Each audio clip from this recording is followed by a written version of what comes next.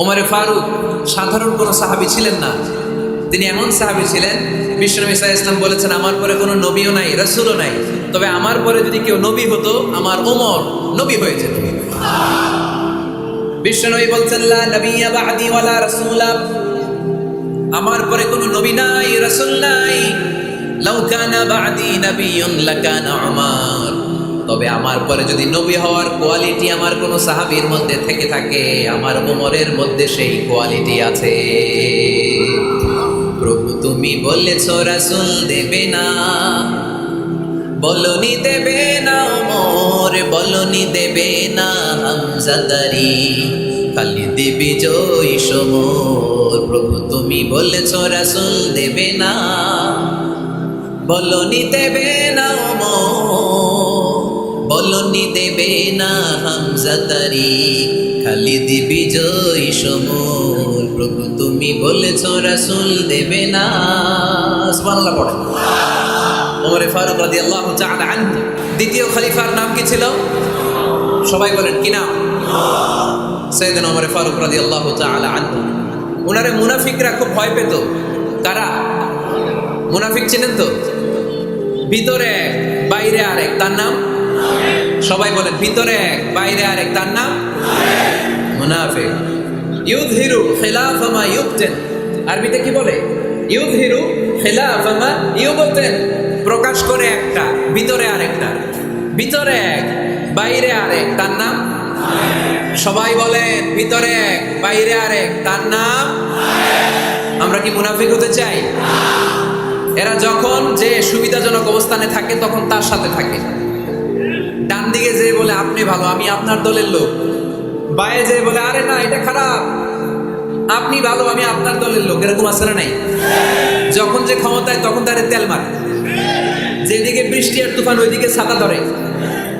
আছে না নাই? বাংলাদেশে একটা গান চলছিল কিছুদিন, শুনতাম, মধু হই হই বিষ হাবাইলা। সূরাতুল মুনাফিকুনের তাফসীর বোঝানোর জন্য এটা আমার জন্য খুব সহজ ছিল।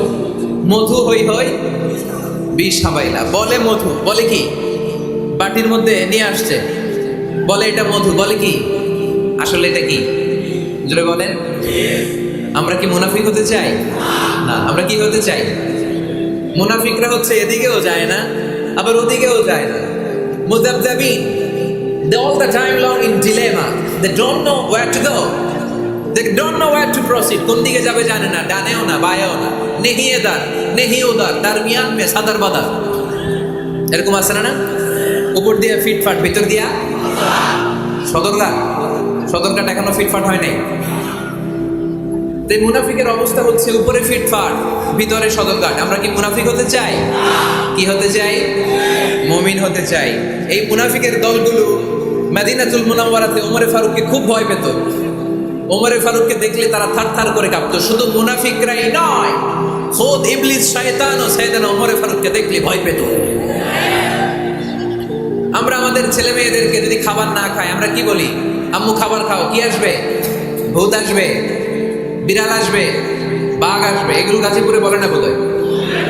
আপনাদের ছোট্ট মেয়েটা যদি রাত্রে খেতে না চায়, আপনারা লোক না তুলে কি বলেন? এই তাড়াতাড়ি খাও। কি আসবে? ভূত। ভূত আসবে।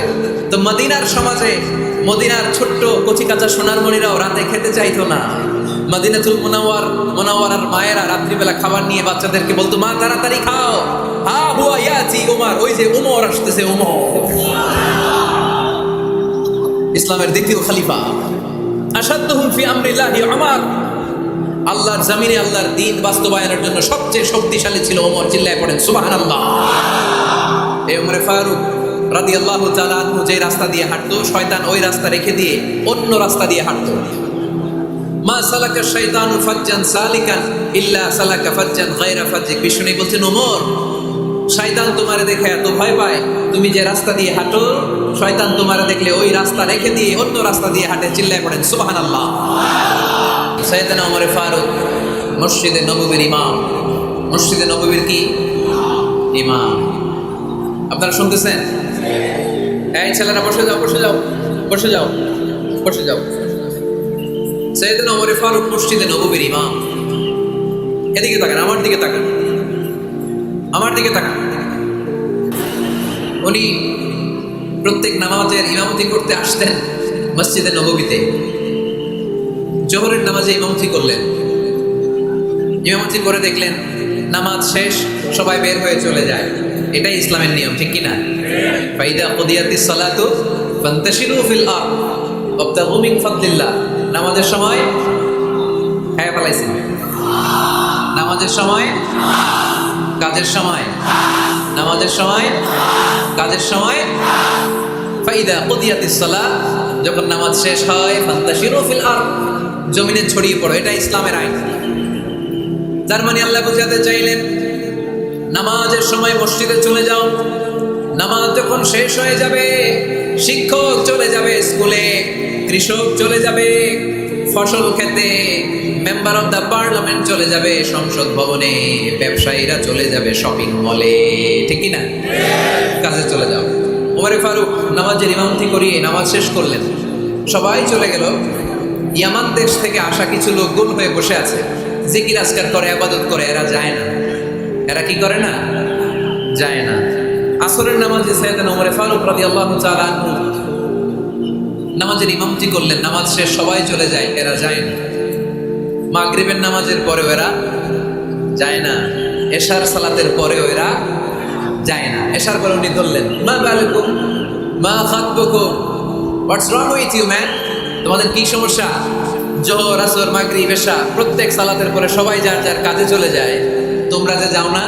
বাড়ি কই? বলি আমার। তো বসে থাকো কেন? কি করো? কই জিকির করি। কি করি? কি করি? জিকির আজকার করি, তাসবিহ তাহলিল করি, ইবাদত করি। তো তোমরা যে যাও না, তোমাদের খাবার দেয় কে? খাবারের ব্যবস্থা হয় কোথা থেকে? তারা বলল, আমাদের জিকির দেখে, আমাদের বুজুর্গি দেখে আশেপাশের লোকেরা পাতিল ভরে খাবার নিয়ে আসে, ওই খাবার আমরা খাই। নাহনু আল মুতাওয়াক্কিলুনা আলাল্লাহ, আমরা আল্লাহর উপর তাওয়াক্কুল করে এখানে বসে থাকি।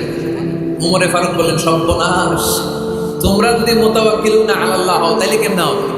তোমরা তো মুতাওয়াক্কিলুনা আলাল্লাহ নাও, তোমরা হচ্ছে আল মুতাওয়াক্কিলুন বা'দুকুম আলা বা'দ, আল্লাহর উপর তাওয়াক্কুলকারী নয়। তোমরা যারা পাতিলের মধ্যে করে খাবার নিয়ে আসে তাদের উপর তাওয়াক্কুল করে বসে আছো, ঠিক কি না? তোমাদের জিকিরও চলে, আবার মাথায় টেনশনও চলে। পাতিল কি ছোট আসবে না বড় আসবে? খাবারে আমার ভাগেরটা থাকবে কি থাকবে না, টেনশন আছে না নাই? কারণ অন্যের উপর নির্ভরশীল, নিজেরা রান্না করে নেই, নিজে তো বাজার করে নেই, নিজের তো অ্যারেঞ্জমেন্ট বলতে কিছু নাই, আরেকজন যা দিয়ে যাবে ওইটা খাবে। ওমরে ফারুক বুঝালেন, আরে বোকা, এটারে তাওয়াক্কুল বলে না। তোমার সাধ্যে যতটুকু আছে তার সবটুকুন করার পরে তুমি তাওয়াক্কুল করবে একজনের উপর। তিনি কে? এক সাহাবী বললেন, ইয়া রাসূলুল্লাহ, ইয়া হাবিবাল্লাহ সাল্লাল্লাহু আলাইহি ওয়াসাল্লাম, আমি অনেক দূর থেকে সফর করে এসেছি, এই যে আমার উটের রশিটা, এটা ছেড়ে দিয়ে যদি আমি ঘুমিয়ে যাই, আল্লাহর উপর তাওয়াক্কুল করি, আমার উটটা বসে থাকবে নাকি? বিষ্ণু বললেন, না, এটারে তাওয়াক্কুল বলে না। উটের রশি রেখে দিয়ে ঘুমাইলে তোমার উট দৌড় দিবে। এ আকিলহা সুম্মা তাওয়াক্কাল আলাল্লাহ, উটের রশিটা আগে দড়ি দিয়ে ভালো করে গাছের সাথে বাঁধো, তারপরে তাওয়াক্কুল করবে একজনের উপর। তিনি কে? আগে বাঁধতে হবে, তারপরে তাওয়াক্কুল। আগে কাজ করতে হবে, তারপরে তাওয়াক্কুল। এক লোক বড় হুজুরের কাছে দোয়া চাইছে, হুজুর আপনি দোয়া করবেন আল্লাহ যেন আমার একটা ছেলে সন্তান দেয়। কি দেয়?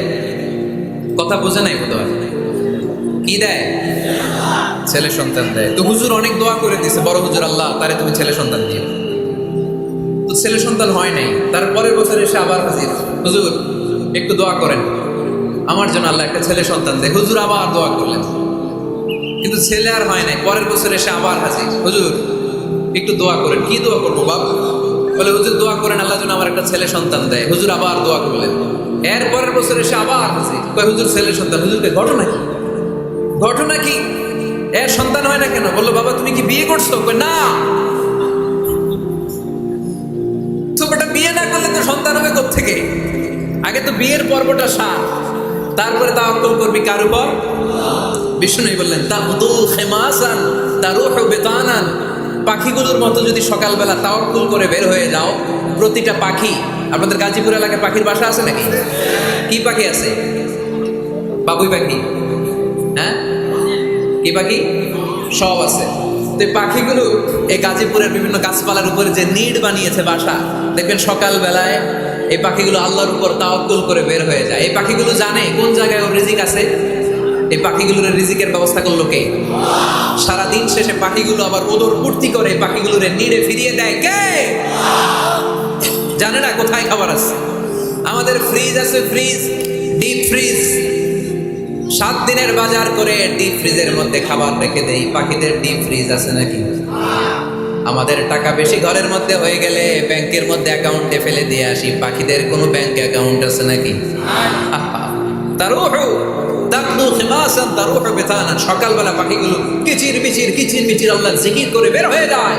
বিকেলবেলা প্রতিটা পাখির পেটে খাবার দিয়ে আবার ফিরিয়ে দেয় কে? এটার নাম তাওয়াক্কুল। ওমরে ফারুক বললেন, তোমরা যা করছো এটা তাওয়াক্কুল নয়। নামাজের পরে বের হয়ে যাবা, আল্লাহর জমিন যে আবাদ করবা, কৃষি কাজ করবা, ব্যবসা করবা, বাণিজ্য করবা, চাকরি করবা, আবার নামাজের সময় ঘরে আসবা। এর মাধ্যমে তোমার ঘরে যে হালাল রিজিকের ব্যবস্থা আল্লাহ করে দিবে, এটার নাম হলো তাওয়াক্কুল। পড়েন সুবহানাল্লাহ। গোটা জমিনটা আমাদের, গোটা জমিন আমাদের জন্য আল্লাহ দিয়েছেন। যেখানে যাবেন রিজিকের ব্যবস্থা আছে না নাই? আপনাদেরকে শোনাইছি না যে বাংলাদেশের পাহাড়ে কি চাষ হয়? ওখানে জুম রেখেছে আল্লাহ। মালয়েশিয়ার ক্যামেরুন হাইল্যান্ডে আল্লাহ ফলের বাগান, ফুলের বাগান রেখেছে। আবার আপনি সাগরের মধ্যে নামলে রিজিক আছে না নাই? কি আছে? মাছ। সুবহানাল্লাহ কইবেন না? ওয়ালাকাদ কাররামনা বানি আদম ফাহামালনাহুম ফিল বাররি ওয়াল বাহরি ওয়া রাযাকনাহুম মিনাত তাইয়্যিবাত। রব্বুল আলামিন বলেন, আমি পুরো বনি আদমকে সম্মানিত করেছি। জলে স্থলে সব জায়গায় মানব জাতিকে বিচরণের সুযোগ করে দিয়েছি। আর মানুষের জন্য আমি আল্লাহ হালাল রিজিকের ব্যবস্থা করেছি। সুবহানাল্লাহ পড়েন। হালাল রিজিকের ব্যবস্থা আল্লাহ করেছেন। এজন্য everyone should be energetic, everyone should be active. আমাদেরকে অ্যাক্টিভ হতে হবে, এনার্জেটিক হতে হবে। শ্রম করে করে, কষ্ট করে করে আমাদেরকে আগাতে হবে। স্রষ্টা আমাদেরকে একটা যুদ্ধে ঠেলে দিয়েছেন, সংগ্রাম করে করে আমাদেরকে বেঁচে থাকতে হয়, ঠিক কিনা? এই জমিনে যখন আমরা এসেছি তখনই আমি সংগ্রাম করেছি। বিশ্বাস করেন, একজন স্বামীর 1 ফোঁটা বীর্যের মধ্যে যদি 20 কোটি শুক্রাণু না থাকে, কয় কোটি? আরো জোরে। 20 কোটি শুক্রাণু যদি না থাকে, 20 কোটি বা 2 কোটি শুক্রাণু যদি না থাকে, তাহলে ওই শুক্রাণু থেকে কোনো মানব সন্তান মায়ের পেটে জন্ম নেয় না। তাহলে চিন্তা করেন, ওই 20 কোটি শুক্রাণুর মধ্যে আমি একটা শুক্রাণু, ঠিক কিনা? এতগুলো শুক্রাণু ডিম্বাণুকে আঘাত করে অ্যাক্টিভ হতে চেয়েছিল। ওই 2 কোটির মধ্যে বাকি সবগুলোরে হারিয়ে চ্যাম্পিয়ন হয়েছিলাম সেদিন মায়ের গর্ভে। আমি চিল্লায় বলো ঠিক কিনা? সেদিন আমার হাত ছিল না, সেদিন আমার পা ছিল না, আমার চোখ ছিল না, আমার রেসপিরেটরি সিস্টেম ছিল না, আমার ব্রেন সচল ছিল না, আমার মামা ছিল না, আমার দাদা ছিল না, আমার গায়ে শক্তি ছিল না। ওই কঠিন পরীক্ষায় যদি 2 কোটি কম্পিটিটরকে আমি হারিয়ে বিজয় লাভ করতে পারি, এই জমিনের বুকেও আমার কেউ হারাতে পারবে না। চিল্লায় বলো ঠিক কিনা? আমরা এসেছি বিশ্বকে জয় করার জন্য, জয় করার জন্য। আবার যখন মায়ের পেট থেকে বের হই, তখন আমাকে সংগ্রাম করে বেরোতে হয়। এইখানে তোমরা আমার ছোট্ট সোনামণিরা সিজারে হয়েছো কারা কারা? দেখি সিজারে, যে হুজুর আমি সিজারে পৃথিবীতে এসেছি। হাত তোলো। কয়েকজন হাত তুলছে, মাশাআল্লাহ। ঠিক আছে, অসুবিধা নেই, হাত নামাও। এটা একটা প্রাকৃতিক নিয়ম। মায়ের পেট থেকে পৃথিবীতে আমরা এইভাবে আসি। কেউ প্রাকৃতিক পদ্ধতিতে আসি, কেউ সিজারে আসে। যারা সিজারে আসছে তারা এই কষ্টটা সহ্য করে নাই, তাদের অন্য ধরনের স্ট্রাগল পৃথিবীতে আসার পরে। কিন্তু আমরা যারা নর্মাল প্রসেসে এসেছি, সেই সময়টার কথা খেয়াল করেন। আমাদের দেহের সাইজ অনেক বড়, আমাদের ওজন অনেক বেশি, কিন্তু আমাদের মায়ের যেই অঙ্গটা দিয়ে আমরা পৃথিবীতে এসেছি, ওই জায়গাটা বড় সরু। খুব ছোট্ট একটা জায়গা দিয়ে এই বিশাল দেহ নিয়ে আমাকে সংগ্রাম করে আসতে হয়েছে, ঠিক কিনা? এবং এটা ল্যাবরেটরিক্যালি প্রুভড, সায়েন্টিফিক্যালি অ্যাটাস্টেড যে এটা একজন বাচ্চার জন্য, নবজাতক নিউ বর্ন বেবির জন্য খুবই স্বাস্থ্যকর, খুবই হেলদি।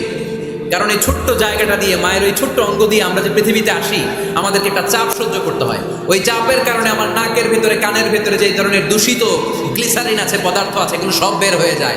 আর এই প্রচন্ড চাপটা আমাদের দেহটাকে কর্ম সহিষ্ণু হয়ে গড়ে তুলতে সাহায্য করে। সুবহানাল্লাহ। সেই দিন আমরা স্ট্রাগল করে পৃথিবীর বুকে এসেছিলাম। যেদিন মায়ের পেট থেকে যুদ্ধ করে আমাকে পৃথিবীতে আসতে হয়েছে, ওই দিন আমার কান ছিল? এখনকার মতো কানের শক্তি ছিল? এখন যে হাতের শক্তি, ওই শক্তি ছিল? ওই কঠিন পরিস্থিতিতে যদি আমি সংগ্রাম করে টিকে থাকতে পারি, বর্তমান সময়ে আমাদেরকে কেউ আটকায় রাখতে পারবে না। পারবে না। ইন্নাকা কাদিহুন ইলা রাব্বিকা কাদহান ফামুলাকি। আল্লাহ বললেন, ও বনি আদম, তোমাকে কষ্ট করতে করতে আমার কাছে আসতে হবে। আবার আল্লাহ বললেন, লাকাদ খালাকনাল ইনসানা ফি কাবাদ। আমি বনি আদমকে, দুনিয়ার সবগুলো মানুষকে কর্মসহিষ্ণু করে তৈরি করেছি। সুবহানাল্লাহ বলেন। কর্মসহিষ্ণু, আমাদের এক একজন মানুষ যে আমরা কতটা কষ্ট আর ধৈর্য সহ্য করতে পারি আপনি কল্পনা করতে পারবেন না। নর্মাল প্রসেসে আমাদের মা যেদিন আমাদেরকে ডেলিভারি দিয়েছিলেন তখন আমাদের মা 57 ইউনিট প্লাস। সুস্থ মানুষ ব্যথা সহ্য করতে পারে 45 ইউনিট। কত ইউনিট? কিন্তু আমাদের মা যেদিন আমাদেরকে দুনিয়ার বুকে এনেছিলেন সেদিন আমার মা, আপনার মা ব্যথা সহ্য করেছিল 57 ইউনিট প্লাস, 57 ইউনিটেরও বেশি। এই ব্যথাটা সাধারণ কোনো ব্যথা নয়। একটা অ্যাক্সিডেন্টে আপনার দেহের 20টা হাড় বা হাড়টি ভেঙে গেলে যত ব্যথা তার চেয়েও বেশি ব্যথা আমার মা সহ্য করেছিলেন। আমার মাকে ওই দিন এই ব্যথাগুলো সহ্য করার তৌফিক দিয়েছিলেন কে? তাহলে কি পরিমাণে কষ্ট সহিষ্ণুতার, কর্ম সহিষ্ণুতা নিয়ে যে আমরা জন্মাই আমাদের কোনো ধারণাই নাই। এজন্য আমি প্রায় বলি, ছেলে মেয়েদেরকে, সন্তানকে ননির পুতুল করে গড়ে তুলবেন না।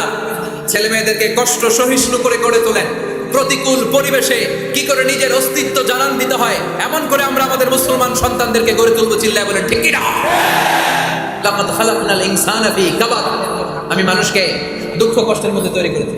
আমরা বলছিলাম কাজের সময়, আরো জোরে বলতে হবে, কাজের সময়, নামাজের সময়, আর ভরসা করতে হবে একজনের উপর, তিনি কে? কাজে কোনো লজ্জা আছে? লজ্জা কিসে? অলসতায়।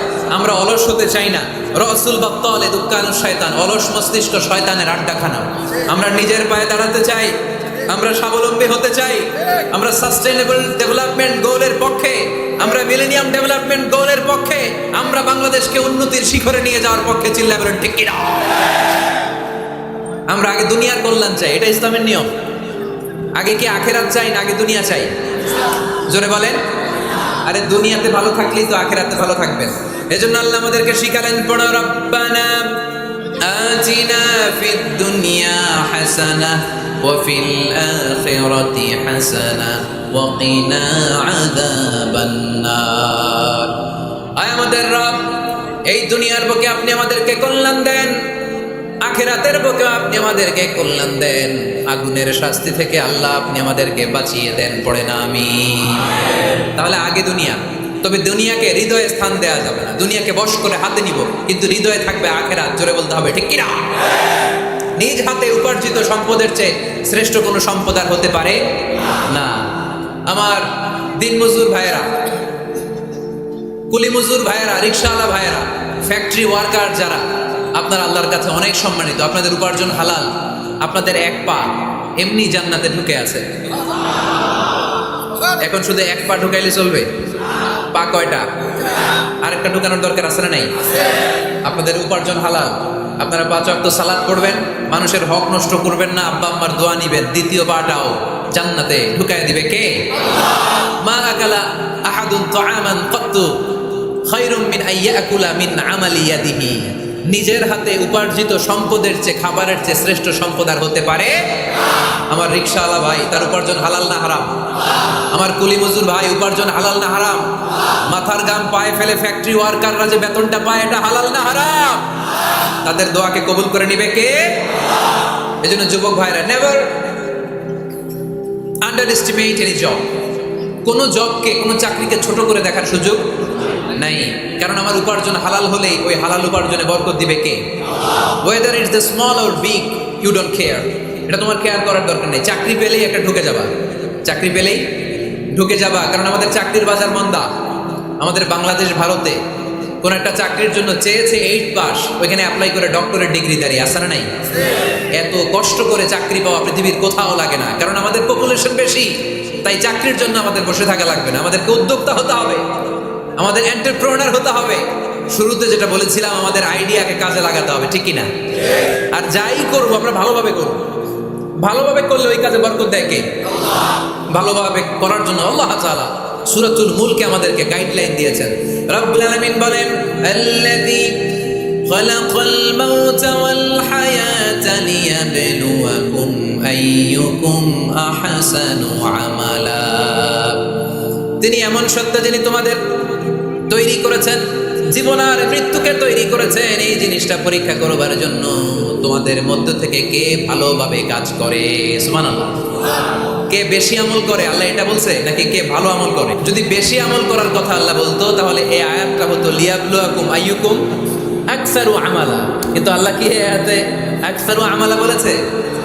আলেম যারা আছেন তারা আমার সাথে সাথে বলেন, আল্লাহ কি আকসারু আমালা বলেছে? আল্লাহ কি বলেছে? লিয়াবলুয়াকুম আইয়ুকুম আহসানু আমালা। কে ভালো করে কাজ করে উইথ প্রফেশনালিজম। আপনি যেটাই করেন না কেন আপনাকে প্রফেশনালিজমের সাথে করতে হবে, তাহলে ওই কাজে বরকত দিবে কে? ছোট হোক বড় হোক এটা কোনো সমস্যা। যাই করি না কেন কিভাবে করব? ভালোভাবে। আওয়াজ করে বলেন, কিভাবে করব?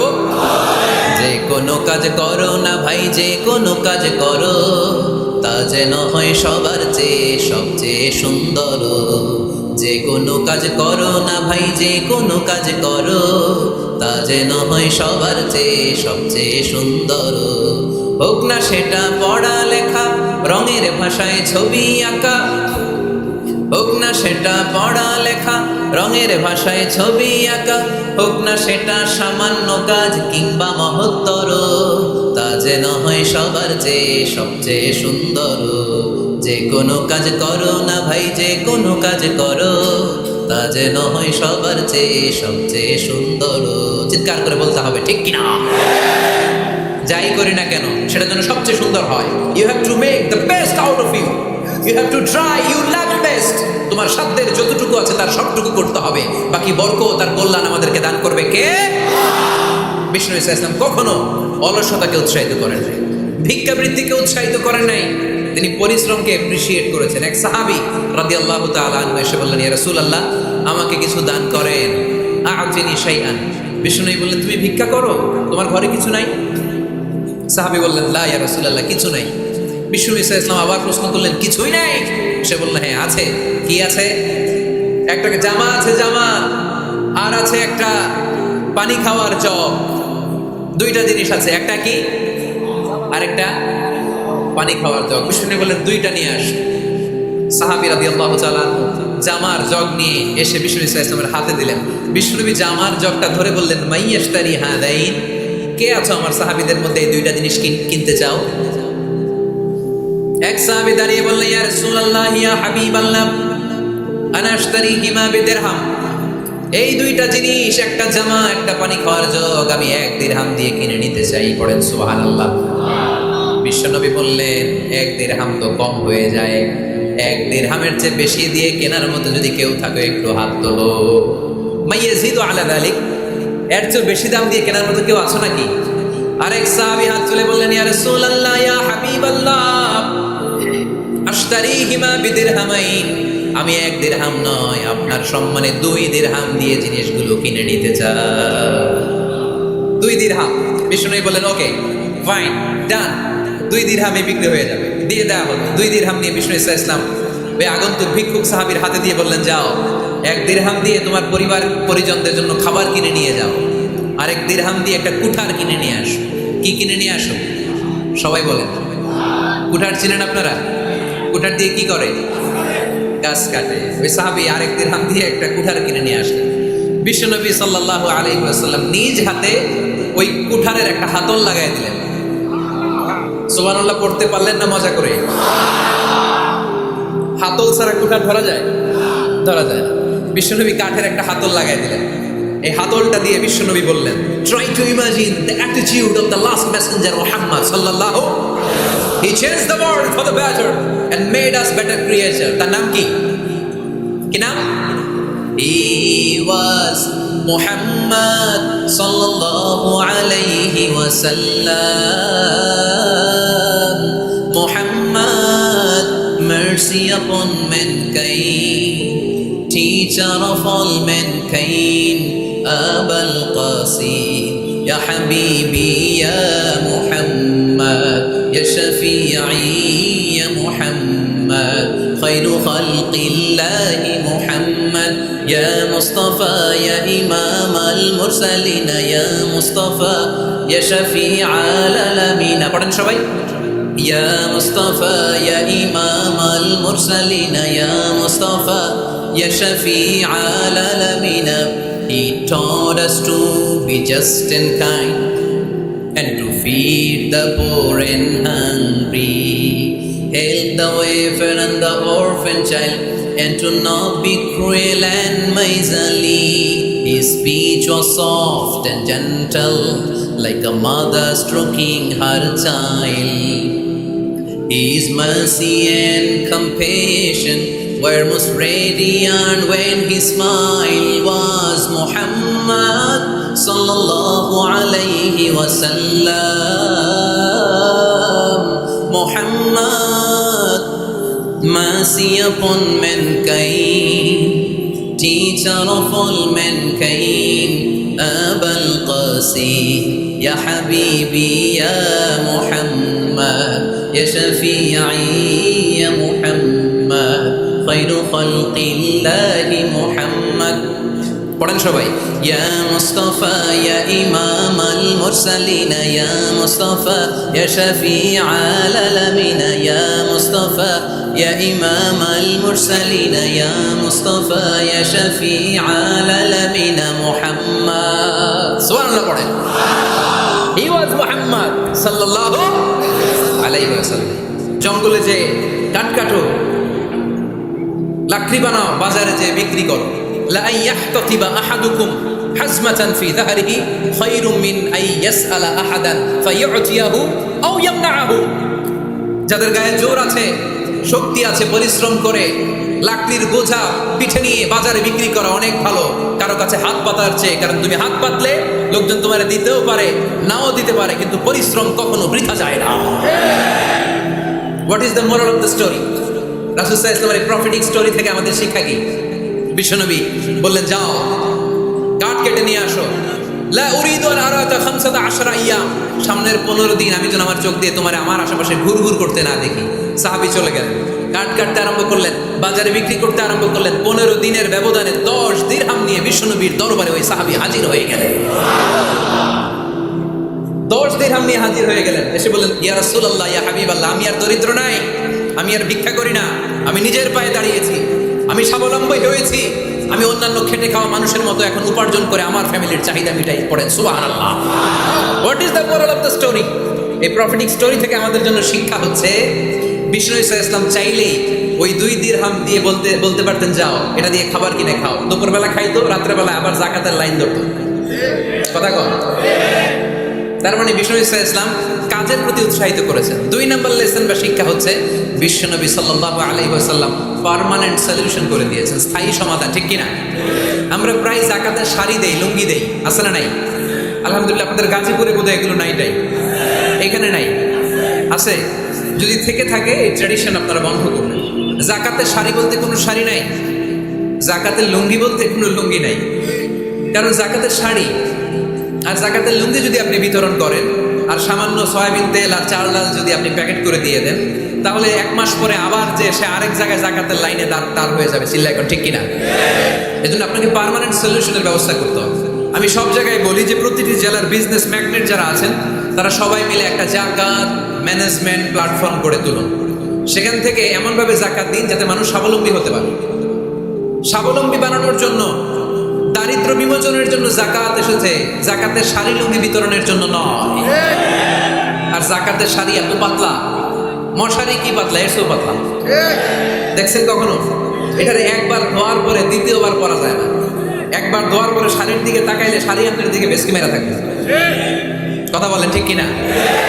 এইভাবে শাড়ি লুঙ্গি দেওয়া যাবে?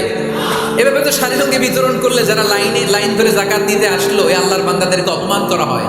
আর আল্লাহ বললেন, ওয়ালাকাদ কাররামনা বানি আদম, আমি পুরো বানি আদমকে সম্মানিত করেছি। ফেরেশতার সম্মান বেশি না মানুষের? বুঝা শুনে বললেন, কার? তুমি মাটির আদমকে প্রথম সৃষ্টি করিয়া ঘোষণা করিয়া দিলে শ্রেষ্ঠ বলিয়া, তাই তো নূরের ফেরেশতা করে আদমকে সেজদা। সুবহানাল্লাহ পড়েন। তাই তো নূরের ফেরেশতা করে আদমকে সেজদা। সবার চেয়ে সম্মান দিলে মাটির আদমকে। পড়েন, আল্লাহু আল্লাহু তুমি জাল্লে জালালহু, শেষ করা তো যায় না গে তোমার গুণগান। আল্লাহু আল্লাহু, সুবহানাল্লাহ পড়েন। মানুষের মর্যাদা সবচাইতে বেশি। এজন্য যাকাত যারা নিতে আসে তাদেরকে অপমান করা যাবে না। এর কারণ যাকাত দিয়ে আপনি কোনো করুণা করেননি, বরং ওরা যাকাত নিয়ে আপনাকে এই ফরজ ইবাদত করার সুযোগ করে দিয়ে আপনার প্রতি করুণা করে গিয়েছে। আওয়াজ করে বলেন ঠিক কি না? অনেকে মনে করে আমি যাকাত দিয়ে আমি মনে দয়া করছি, আমি মনে হয় করুণা করছি। আচ্ছা, যারা গরিব ওরা যদি যাকাত না নেয় ওর সমস্যা আছে? নিমু না যাকাত। কিন্তু আমি যদি বলি দিমু না, আমার খবর আছে না নাই? আমার জন্য দেয়া ফরজ, ওর জন্য নেয়া ফরজ না। তাই আমি দিয়ে করুণা করে নি, ও আমার কাছ থেকে যাকাত দিয়ে জাহান্নামের আগুন থেকে আমাকে বাঁচিয়ে ও আমাকে দয়া দেখিয়েছে।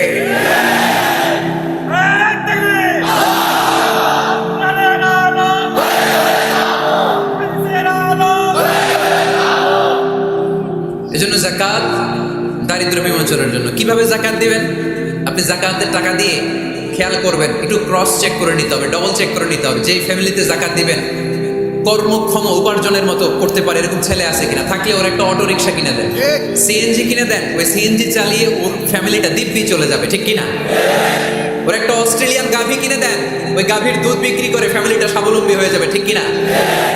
লক্ষ্মীপুরে আমি ওয়াজ করলাম, বললো হুজুর আমরা এভাবে একটা যাকাত ম্যানেজমেন্ট প্ল্যাটফর্ম গড়ে তুলেছি, এখানে আমরা টাকা জমিয়ে জমিয়ে আমাদের এলাকার যে সমস্ত ছেলেগুলো কর্মক্ষম, তাদের ঘরে টাকা পয়সা নাই, আমরা যাকাতের টাকা দিয়ে ওদেরকে প্রবাসী বানিয়ে দিই, বিদেশে পাঠিয়ে দেই। ওর কষ্টা অর্জিত সম্পত্তি, ওর ফ্যামিলি এখন দেদারসে চলছে, কোনো যাকাতের লাইনে যে তারা নিজেদেরকে আর অপমান বোধ করছে না। এইভাবে যাকাত দিতে হবে। দিলটার একটু খোলেন, হাতটার একটু খোলেন, তাহলে হৃদয়টারে খুলে দিবে কে?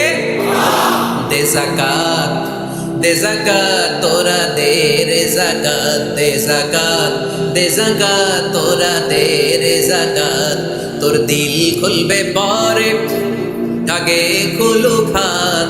দে যাকাত, দে যাকাত তোরা দে রে যাকাত। পড়ে না আমিন? এই যাকাতের মাধ্যমে আমরা আমাদের বাংলাদেশকে স্বাবলম্বী করতে চাই। রাজি আছেন সবাই? সংঘবদ্ধ প্রচেষ্টায় যাকাত আদায় করতে রাজি আছেন? বিশ্বনবী সাল্লাল্লাহু আলাইহি ওয়াসাল্লাম চাইলেই 2 দিরহাম দিয়ে বিদায় করে দিতে পারতেন, কিন্তু বিশ্বনবী সাল্লাল্লাহু আলাইহি ওয়াসাল্লাম তাকে কাজের প্রতি উৎসাহিত করলেন, পার্মানেন্ট সলিউশন দিলেন। এই জন্য অলসতার সাথে ইসলামের কোনো সম্পর্ক আছে? আওয়াজ করে বলেন, অলসতার সাথে সম্পর্ক আছে? অলসতাকে যেন আজকে আমরা কি বলে দিছিলাম? ভুলে গেছি? আরো জোরে। অলসতাকে আজকে আমরা নো বলে দিছি, আমরা কর্মক্ষম। আরে অলস তো হয় মুনাফিকেরা, অলস হয় কারা? ওয়াইদা কামু ইলাস সালাতি কামু কুসালা ইউরাউনান নাসা ওয়া লা ইয়াযকুরুনাল্লাহা ইল্লা কলিলা। সুবহানাল্লাহ পড়েন। মুনাফিকরা যখন নামাজে দাঁড়ায় অলস হয়ে দাঁড়ায়, সোজা হয়ে দাঁড়ায় না। মসজিদে নববীর কাতারগুলোর মধ্যে মুমিনদের সাথে যখন মুনাফিকেরা দাঁড়াতো, অলসের মতো দাঁড়াতো, দেয়ালের মধ্যে হেলান দিয়ে দাঁড়াতো। এরকম আছে না অনেকে অলস? কিন্তু আমরা যারা মুমিন, আমরা নামাজে দাঁড়ালে কি আমাদের হৃদয়ে অলসতা আসে নাকি হৃদয়টা সজীব হয়ে ওঠে? আমাদের হৃদয়কে নামাজে দাঁড়ালে সজীব করে দেয় কে? ইয়াকিদু শাইতানু আলা কাফিয়াতি রাসি আহাদিকুম ইযা হুয়া নাম। আমরা যখন রাতে ঘুমোতে যাই, শয়তান আমাদের মাথার পিছনে অলসতার 3টা গিট মারে। কি মারে? এই যে রশি দিয়ে এরকম বাঁধে, যে এটার গাজীপুরে আপনারা কি বলেন? গিট্টু। হ্যাঁ, গিট্টু। আচ্ছা, তো শয়তান আমরা যখন ঘুমোতে যাই আমাদের মাথার পেছনে অলসতার 3টা গিট্টু মারে। আমরা যখন ঘুম থেকে উঠে ঘুম থেকে ওঠার দোয়া করে আলহামদুলিল্লাহিল্লাযী আহইয়ানা বা'দা মা আমাতানা ওয়া ইলাইহিন নুশুর, আমরা ঘুমালেই 3টা গিট্টু মেরে শয়তান একটা মন্ত্র পড়ে দেয়, আলাইসা লাইলুন তাওয়িলুন ফারকুদ। আরে ঘুমা, অনেক লম্বা রাত। আরে ঘুমা, অনেক লম্বা রাত। আরে আরামসে ঘুম মার, অনেক লম্বা রাত। এই মন্ত্র পড়ে 3টা গিট মারে। আমরা যখন ঘুম থেকে উঠে ঘুমের দোয়া পড়ে ফেলি, একটা গিট্টু খুলে দেখে। আবার ঘুম থেকে উঠে দোয়া পড়ার পরে ফাইদা তাওয়াদ্দা ইন হাল্লাত উকদা, ওয়াশরুমে ঢুকে ইস্তেনজা করে যখন আমরা ওযু করে ফেলি, অলসতার 2য় গিট্টু খুলে দেয় কে? ফাইন সাল্লাত ইন হাল্লাত উকদা, ওযু করার পরে মুসাল্লা বিছিয়ে যখন নামাজের জন্য দাঁড়িয়ে যায়, অলসতার 3 নাম্বার গিট্টুটাও খুলে দেয় কে? ফাসবাহা নাশীতান তাইয়িবান নাফস, he become enthusiastic, he become very active, he become very energetic। বিষ্ণু ইসলাম বললেন তখন সে এনার্জেটিক হয়ে ওঠে, অ্যাক্টিভ হয়ে ওঠে, সজীব হয়ে ওঠে। তাহলে সালাত আমাদেরকে অলস বানায় না, সালাতে আমরা সজীব হই। সালাতে অলস হয় যারা মুনাফিক, তারা চিল্লায় বলেন ঠিক কিনা। এজন্য বিশ্বনবী বললেন কাজে লজ্জা নাই, আমি কাজ করে খাই। মা বাসাল্লাহু নাবিয়ান ইল্লা রাআল গনাম। বুখারীর বর্ণনায় বিশ্বনবী বললেন পৃথিবীর বুকে এমন কোন নবী নাই যেই নবীকে দিয়ে আল্লাহ ছাগল চড়ায় নাই। সুবহানাল্লাহ পড়ে। মা বাসাল্লাহু নাবিয়ান ইল্লা রাআল গনাম, ছাগল চড়ায় নাই এমন কোন নবী পৃথিবীতে আসে। সাহাবারা বললেন ইয়া রাসূলুল্লাহ, বলেন কি আপনিও আপনিও আপনিও ছাগল চড়িয়েছেন? বিষ্ণু বললেন না না, আমিও। ওয়া ইন্নী কুনতু আরআহা আলা কারারিতি আহলি মক্কা, আমি তো অল্প কিছু পারিশ্রমিকের বিনিময়ে মক্কা শহরের লোকদের ছাগলগুলো চড়িয়ে দিতাম। সুবহানাল্লাহ বলতে অনেক কষ্ট হয়েছে। বিশ্বনবী ছাগল চড়িয়ে খেতেন। কি নবী ছিল আমার! আহা, এত সুন্দর মানুষ, এত পরিচ্ছন্ন মানুষ ছাগল চড়াতেন। অহংকার করতেন না, বিশ্বনবীর অহংকার ছিল না। সুবহানাল্লাহ পড়েন। শুধু কি বিশ্বনবী, সব নবীকে দিয়ে আল্লাহ ছাগল চড়িয়েছে। কারণ ছাগল হচ্ছে খুব টেরা একটা প্রাণী, তাই না? ছাগল এত টেরা, ছাগলের গলার রশি ধরে যদি আপনি ডানে টান দেন, এটা কোন দিকে যাবে? বায়ে টান দিলে, সামনে টানলে, পিছনে টানলে পারা যায় কিছু? ভাবলেন সারা সপ্তাহ ব্যস্ত থাকি, আজকে আমার ছুটি, আমিও গোসল করি, এটারও গোসল করেন। রশি ধরে আপনি পুকুরে নামাবেন, এটা ওর বাপের কিরা এমনি দাঁড়াবে, ঠিক কিনা? ওনার টেনে নামানো যায় না, কারণ ওর নাম কি? কথা কয় না। এজন্য আমরা বলি পাগলে কিনা কয়, ছাগলে কিনা খায়। ও বুঝে না তো, ওর ভালো চাইলে ও বুঝতে চায় না। আল্লাহ বুঝাতে চাইলে নবীরা ছাগল চড়াও, সবচেয়ে টেরা প্রাণী। ছাগল চড়ায় তোমাদেরকে ট্রেনিং পিরিয়ড শেষ করছি, কারণ এরপরেও ছাগলের যে আরেকটা টেরা প্রাণী আছে মানব জাতি, এদেরকে চড়াইতে হবে। যদিও মানুষ আশরাফুল মাখলুকাত, কিন্তু মানুষের মধ্যে ছাগলের চেয়ে টেরা কিছু আছে না নাই? উলাইকা কাল আনআম বাল হুম আদাল, এরা ছাগল নয়, এগুলো ছাগলের চেয়ে নিকৃষ্ট। চিল্লায় বলেন ঠিক কিনা। আওয়াজ তুলে পড়েন লিল্লাহে তাকবীর, লিল্লাহে তাকবীর, লিল্লাহে তাকবীর। সাইয়েদনা মুসা আলাইহিস সালাম চাষ করেছেন, দাউদ আলাইহিস সালাম নিজ হাতে বর্ম বানিয়েছেন, ছুরি বানিয়েছেন। আওয়াজ করে পড়েন সুবহানাল্লাহ। তাহলে কাজে কোনো লজ্জা আছে? লজ্জা কিসে? আর আজকের মাহফিল থেকে অলসতাকে আমরা কি বলে দিয়েছি? কাজের সময়, নামাজের সময় কাজে কোনো লজ্জা নেই। বিষ্ণু ইসলাম কাজ করে খেতে বলেছেন। প্রিয় ভাইয়েরা, বেশিরভাগই এখানে ফ্যাক্টরি ওয়ার্কার। আপনারা হাত তুলে আমাকে জানান দিয়েছেন শুরুতে। কর্মজীবী মানুষদেরকে বিশ্বনবী এত ভালোবাসতেন, মেহনতি মানুষদেরকে এত পছন্দ করতেন। বিদায় হজের ভাষণেও বাদ যায়নি মেহনতি মানুষদের কথা। তিনি বলেছেন খবরদার খারাপ আচরণ করবে না, নিজেরা যা খাবে তাদেরও তা খাও, নিজেরা যা পড়বে তাদেরকেও তা পড়াবে। আতুল আজিরা আজরাহু ক্বাবলা আইয়াজিফা আরাকু, সুনান ইবনে মাজার হাদিস। শ্রমিকের ঘাম শুকিয়ে যাওয়ার আগে তার পারিশ্রমিক দিয়ে দাও। আবার বিশ্বনবী বললেন খবরদার সালাসাতুনা নাখাসমুহুম, কিয়ামতের দিন তিন শ্রেণীর ব্যক্তির বিরুদ্ধে আমি আল্লাহ নিজে মামলা দায়ের করব। এক শ্রেণীর ব্যক্তি হচ্ছে রাজুলুন ইস্তাওফা আজিরান, ইস্তাআজারা আজিরান ফাস্তাওফা মিনহু ওয়া লাম ইয়াতি আজরা, যে ব্যক্তি শ্রমিক ভাড়া করে কাজ করালো কিন্তু তার টাকা দেয় নাই, তার পারিশ্রমিক দেয় নাই। আল্লাহ বলেন কিয়ামতের দিন তোর বিরুদ্ধে আমি দাঁড়াবো। I will be against you in the day of judgement. কেউ তোরে কিয়ামতের দিন সাহায্য করে ছুটাতে পারবে না। এজন্য খবরদার শ্রমিকদের সাথে খারাপ আচরণ করবেন। আবার শ্রমিক ভাইরাও যারা আছেন, আপনাদের ডিউটি যত ঘন্টা ঠিক তত ঘন্টাই পালন করতে হবে, তা না হলে কিন্তু আপনাদের উপার্জন হালাল হবে না। বিশ্বনবী ইসলামের সাথে বিশ্বনবী ইসলামের কর্মচারীর কি ঘটেছিল, এই ঘটনাটা বলেই আজকে আমরা শেষ করব। আওয়াজ করে পড়েন ইনশাআল্লাহ। আমরা অনেকে মাইক পেলে বড় বড় ভাষণ দেই, কাজের মেয়েদের সাথে খারাপ আচরণ করবেন না।